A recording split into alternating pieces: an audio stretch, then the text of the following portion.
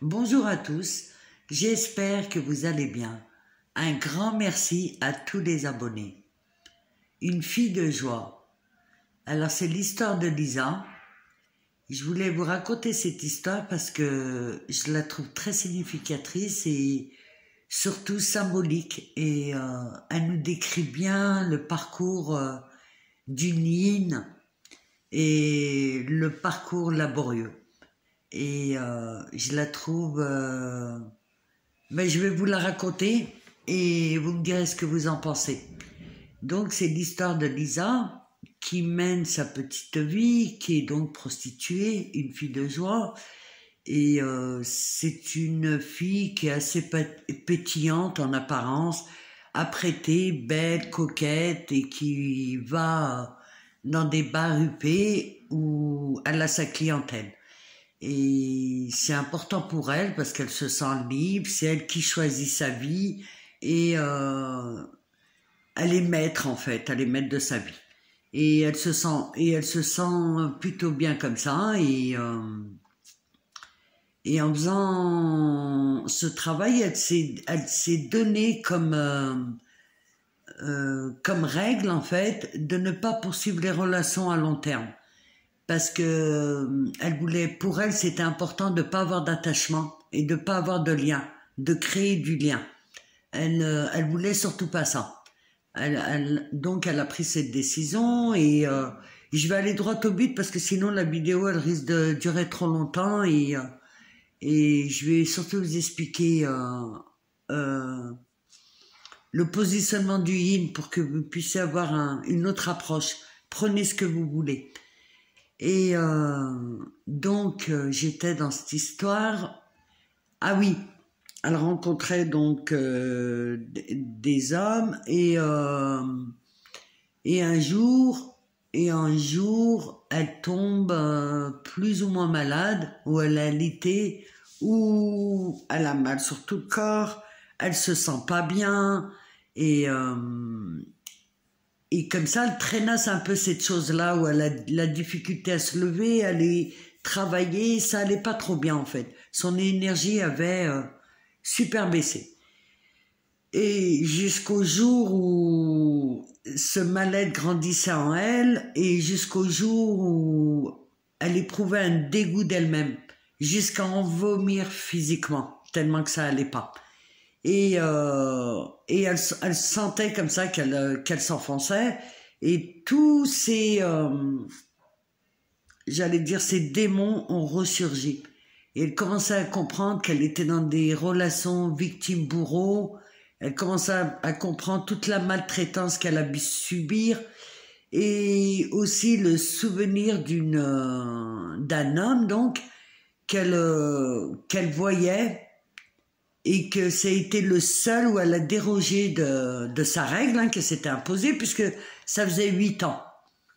Et ce souvenir-là de cet homme-là, pareil, elle commençait à comprendre les tenants et les aboutissants, que lui, par contre, elle l'avait rencontré dans la rue parce qu'ils habitaient le même quartier, et qu'elle le voyait souvent et elle se posait la question si c'était réellement du hasard ou quelque part il l'attendait parce que elle le voyait, lui disait bonsoir et elle traçait toujours sa route parce qu'elle était dans son fonctionnement et elle était dans sa bulle quoi, sa bulle de yin et elle commençait à comprendre tous les efforts qu'il a pu faire.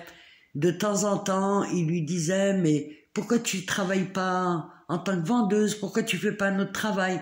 Et elle, souriante, rigolote, elle lui disait en riant, ça la faisait rire quoi, et elle esquivait et elle lui disait, bah non, je verrai, très détachée. Non, et elle se disait au fond d'elle, encore un qui me raconte sa vie, encore un qui veut parler pour rien dire, et elle le prenait comme ça. Et tout au long du chemin, comme ça, il y a des fois, il refusait de payer et ça l'agaçait. Et en fait, elle se sentait frustrée à l'intérieur d'elle et carrément en manque de respect. Donc, il y a eu des périodes où elle l'a évité parce que, voilà, il lui offrait des cadeaux, il lui offrait des vêtements, il lui offrait pas mal de trucs qu'elle déposait souvent à côté et qu'elle l'ouvrait même pas parce que il n'avait pas honoré le contrat. Et elle lui en voulait plus ou moins, et ce qu'elle me dit, ce qui était bizarre, c'est que elle acceptait quand même de temps en temps de faire un restaurant avec lui. Et qu'ils avaient même passé un week-end ensemble où il n'y a eu aucune relation charnelle. Et elle se dit, bon, encore un type qui a des drôles de fantasmes, mais bon, elle s'est pas posé plus de questions que ça. Et elle a continué comme ça à avancer, et les souvenirs remontaient. Tout ça pour vous dire qu'un Yang, ça aurait été clair pour lui. Il aurait vu que c'est une relation qui est pas comme les autres et qui est différente. En tout cas, il aurait compris qu'il se passait autre chose que d'habitude. Et elle n'y voyait pas. Et tout remonte comme ça en elle, un méli-mélo de souvenirs. Et cet homme, en fait, qu'est-ce qu'il voulait lui dire? Et tous les efforts qu'il a pu faire, je peux pas vous raconter trop dans le détail, mais tous les efforts qu'il a pu faire pour elle, et que elle le voyait comme quelque chose de malveillant, et en fait derrière tout ça il y avait réellement de l'amour, quoi. Et il lui disait de changer de travail. Il avait pas spécialement de relation avec elle charnelle, et elle commençait à comprendre tout le message de son Yang, en fait, parce que c'était réellement un Yang quand elle m'a expliqué dans le détail. Et elle me disait, mais c'est fou comme on peut être aveuglé par la vie, comme on peut être aveuglé quand on est dans quelque chose et qu'on en est persuadé et que c'est comme ça la vie. Et je lui ai dit, oui, c'est incroyable. Et c'est pour ça que c'est important aussi des fois de s'ouvrir et de se mettre à la place de l'autre et de regarder ce que l'autre veut nous dire,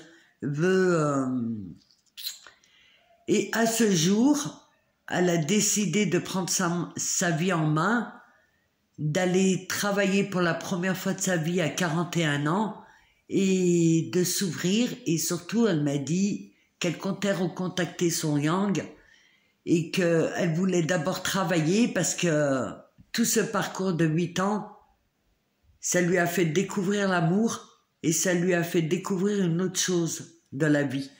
Et comme elle m'a dit, c'est juste extraordinaire. Je ne croyais pas en l'amour. Du moins, je refusais, bien qu'au fond d'elle, elle voulait être qu'aimée. Et je pense que tout être humain a besoin d'être aimé. Et c'est pour vous dire ce parcours qui l'a éveillé et qui l'a fait grandir.